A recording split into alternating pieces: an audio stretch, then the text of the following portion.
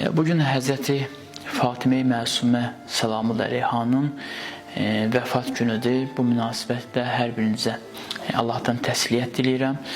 Bildiyiniz kimi Həzrəti Fatimə-i Məsumə İmam Rıza əleyhissalamın bacısıdır. İmam Musa Kazım əleyhissalamın qızıdır. Onun pak məzarı Qum şəhərində yerləşir. İmam Rıza əleyhissalamla görüşə gəlirdilər, İmam Rıza ilə görüşsünlər. Çünki İmam Rıza əleyhissalam neçə müddət onlardan ayrı yaşayırdı. Məmunun zülmü nəticəsində onlar qardaşları İmam Rıza əleyhissalamla görüşməyə gələrkən Məmun onlara qarşı zorakılıq edir, onların İmam Rıza ilə görüşmələrinə mane olur və onlar da Məmunun zülmündən qaçırlar. Xanım Məsumə Səlamullahi əleyha gəlir, Qum şəhərində yerləşir və eyni zamanda xanım Məsumənin digər bacısı xanım Həkimə, xanım Rəhimə, xanım Leyla Azərbaycana sığınırlar.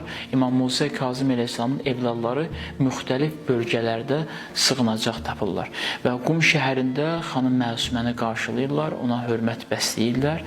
İmam Musa Kazım əleyhissalamın tərəfdarları var idi, onlar xanım Məsuməni tanıyırlar və xanım Məsuməyə sığınacaq verirlər. Xanım Məsumə Səlamullahi əleyha ailə qurmadan dünyadan köçür və 28 yaşındaykən vəfat edir. Müəyyən alimlər buyururlar ki, onun İmam Rıza əleyhissalama olan məhəbbəti, sevgisi o qədər çox idi ki, İmam Rıza əleyhissalamın həsrətindən, İmam Rızanın görüşünə nail ola bilməməkdən xanım Məsumə Səlamullahi əleyhanın ürəyi dözmür və bu səbəblə dünyadan köçür. Allahdan istəyirəm ki, Allah bizə Həzrəti Fatimə-i Məsumənin dünyada ziyarətini qismət etsin və axirətdə onun şəfaətindən bizi məhrum etməsin.